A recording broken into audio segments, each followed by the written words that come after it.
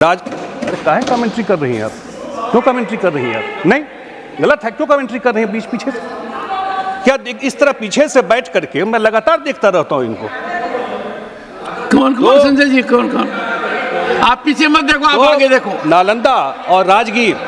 संजय कुमार झा। माननीय सभापति महोदय, मैं प्रधानमंत्री जी को, माननीय वित्त मंत्री जी को धन्यवाद देता हूं कि जो एक विकास उन्मुख बजट पेश किया, गरीब, किसान, युवा, महिला सबको देखते हुए, और खास करके बिहार के आकांक्षी राज्य के रूप में जो विशेष सहायता के लिए मदद करने की मदद किया है। आदरणीय सभापति महोदय, जब हम लोग चुनाव में गए थे बिहार में, तो हम लोगों का प्री पोल अलायंस था।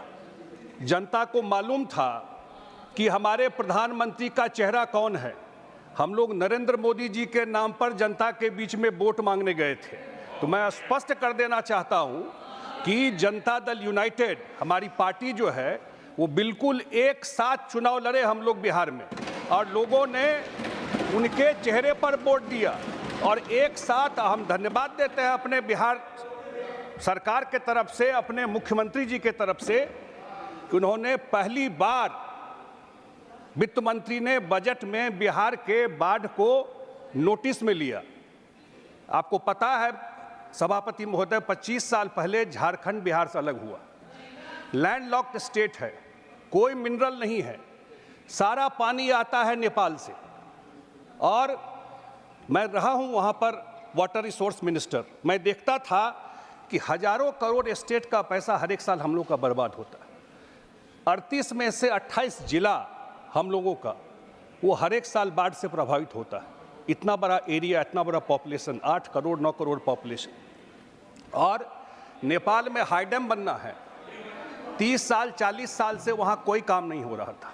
पहली बार वित्त मंत्री जी ने बजट में इसको नोटिस में लिया, और साढ़े 11,000 करोड़ रुपया बिहार के फ्लड के लिए, बाढ़ के लिए उन्होंने मदद करने की सुविधा दी। दूसरा, जो सबसे बड़ा जो गया है, वहाँ पर जो गया जी है, विष्णुपद मंदिर है, पूरे देश दुनिया के हिंदू समाज के लोग पितृपक्ष में आते हैं पिंडदान देने के लिए। कुछ काम हम लोग के एनडीए सरकार, नीतीश कुमार जी की सरकार ने किया, लेकिन पहली बार इस सरकार ने पर्यटन में उसको, जैसे काशी विश्वनाथ का कॉरिडोर बनाया गया, उस हिसाब से डेवलप करने के लिए गया जी को लिया गया। उसी तरह से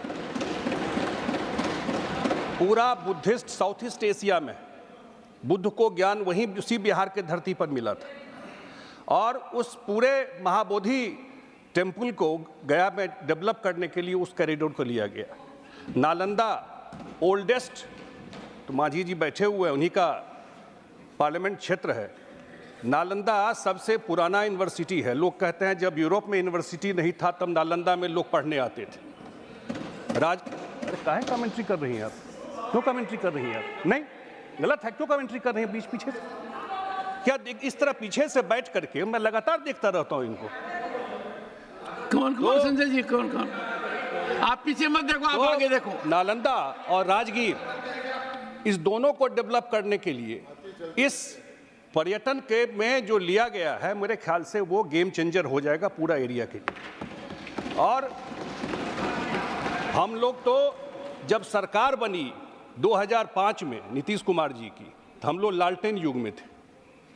लालटेन युग से हम लोग आज 24 घंटा बिजली युग में आए, और पीरपैंती में आदरणीय प्रधानमंत्री जी ने बिजली के उत्पादन के लिए 20,000 करोड़ रुपया से नया लगेगा पीरपैंती भागलपुर में, तो अब हम लोग सरप्लस बिजली के रूप में जाएंगे। इस 20 साल में लालटेन से सरप्लस बिजली के रूप में बिहार जाएगा। तो मुझे लगता है बिहार के लिए एक बड़ा अवसर मिला है। हमको लगता है कि बिहार कभी फोकस में रहा नहीं सेंटर में।